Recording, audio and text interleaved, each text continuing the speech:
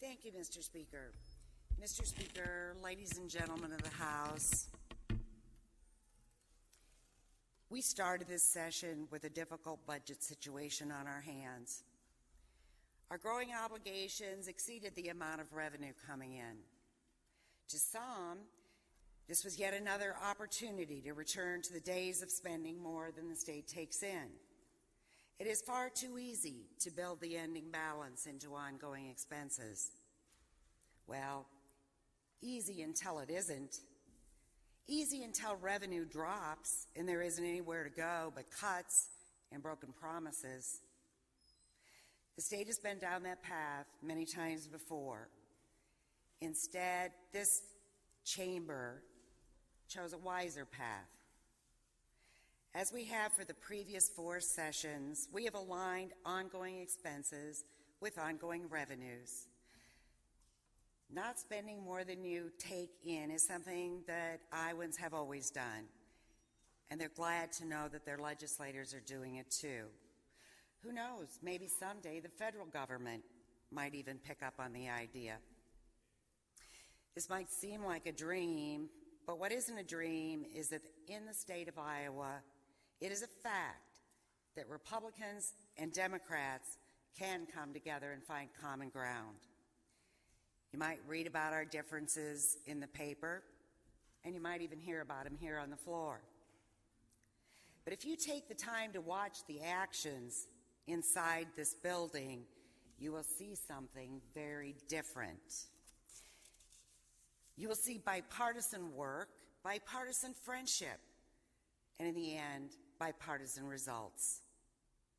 It is that kind of bipartisan work that is going to be needed to address one of the biggest challenges, the unsustainable growth of Medicaid.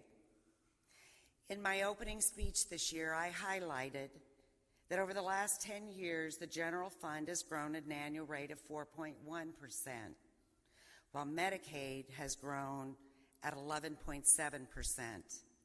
This year isn't any better. We are spending $151 million additional dollars on Medicaid with this year's budget.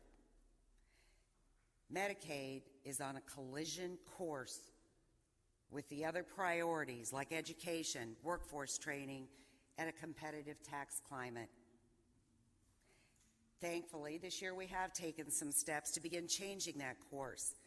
The Medicaid Asset Verification System will help ensure benefits go exactly where they're intended to go. The new managed care system will help us deliver systems more efficiently. However, more reforms are needed. We can do a better job in reviewing the eligibility of applicants to reduce fraud. We should review and revise our waivers to put more focus in our efforts. Most importantly, we must push for meaningful reforms and flexibility from the federal government. Ladies and gentlemen of the House, thank you for your hard work this session. Thank you, Minority Leader Smith and House Democrats caucus and staff.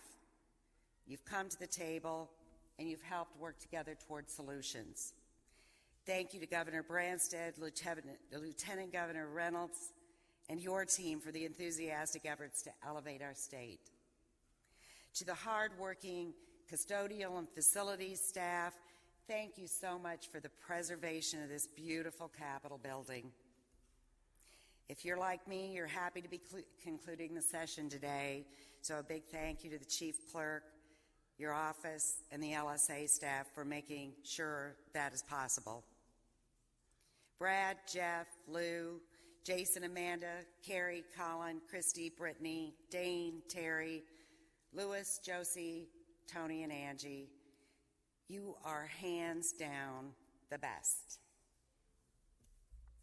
Thank you. To my caucus, we stand together and we can see results. Thank you for the opportunity to serve with you as we work for a better, more prosperous Iowa. To the leadership team, Chris, Matt, Jared, Joel, Lee, and Walt, thank you for your support and your counsel. Mr. Speaker, thank you for your steadfast leadership and your commitment to the honor of this chamber. Thank you to each of you, and we'll see you next year.